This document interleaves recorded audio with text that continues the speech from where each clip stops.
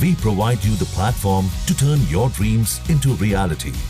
Give wings to your aspirations with KR Mangalam University. पिछले 2 दिनों से अपने बयानों से बेकाबू हुए बीजेपी सांसद निशिकांत दुबे की मुश्किलें बढ़ने जा रही हैं। वजह है कभी सुप्रीम कोर्ट पर टिप्पणी करना, कभी सीजीआई के खिलाफ विवादित बयानबाजी करना और कभी पूर्व मुख्य चुनाव आयुक्त को कटघरे में खड़े करना। लगातार की गई ये टिप्पणियां अब निशिकांत दुबे पर भारी पड़ने वाली हैं, क्योंकि सुप्रीम कोर्ट में वकील शिव कुमार त्रिपाठी ने भी बीजेपी सांसद निशिकांत दुबे के खिलाफ अदालत की आपराधिक अवमानना की कार्यवाही करने के लिए अटॉर्नी जनरल आर वेंकट रमणी के ऑफिस में अर्जी दी है।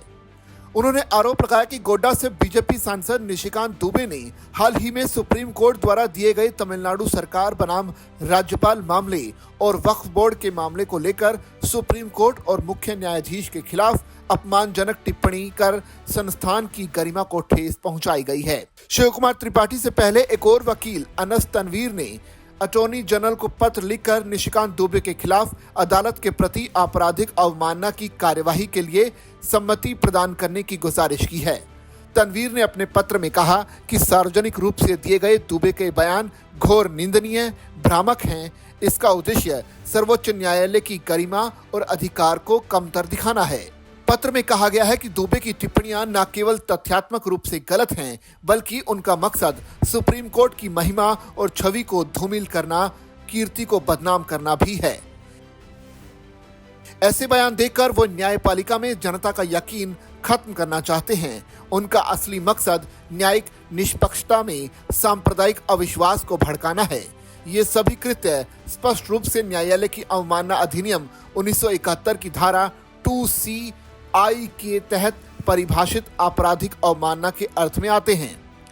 मुख्य न्यायाधीश के खिलाफ बयान पर उन्होंने लिखा कि ये बयान न केवल बेहद अपमानजनक है, बल्कि खतरनाक रूप से भड़काऊ भी है।